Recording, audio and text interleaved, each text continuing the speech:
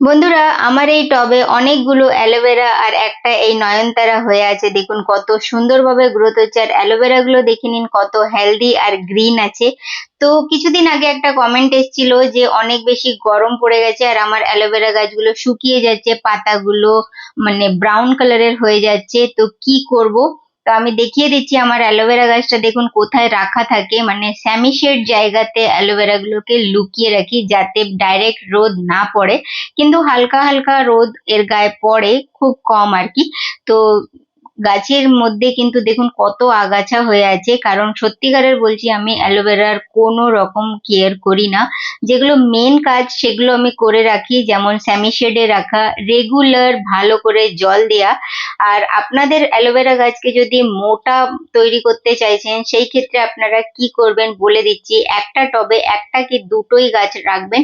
যে ছোট ছোট বেবি অ্যালোভেরা গাছগুলো বেরোবে সেগুলো ইয়া তো ইউজ করে নেবেন, আর নাইলে কিন্তু সেগুলোকে অন্য টবে আপনারা লাগিয়ে দেবেন। দেখবেন আপনার অ্যালোভেরার এরকমই চেহারা হয়ে যাবে, খুব সুন্দর সবুজ আর মোটা থাকবে। ভীষণ মানে ভালো গাছ হয়ে যাবে, মানে কোনো যত্ন না, কোনো খাবার না, নিউট্রিশন না, কিচ্ছু লাগে না। শুধুমাত্র একটু স্যামি শেডে রাখবেন, একটুখানি এতে রেগুলার ওয়াটার মানে জল দিয়ে দেবেন। কারণ অনেক বেশি এখন হাই টেম্পারেচার, এই সময় জল যে গাছেই দেবেন না সেই গাছই কিন্তু শুকিয়ে যাবে।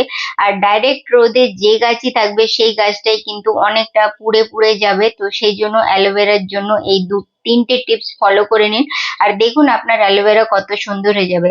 কিছু মাস আগে আপনাদের সঙ্গে একটা শর্টস ভিডিও দিয়েছিলাম, তাতে 100টার উপরে অ্যালোভেরা গাছ আমার একটা টবে হয়েছিল।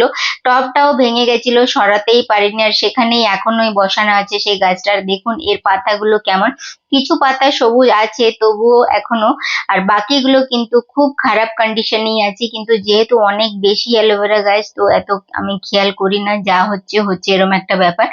আর যে আমি একটা সাইডে রেখে দিয়েছি তাতে খুব ভালো গ্রোথ হচ্ছে। এরকম টিপস জানতে হলে চ্যানেল সাবস্ক্রাইব করে নিন। ধন্যবাদ ভিডিও দেখার জন্য।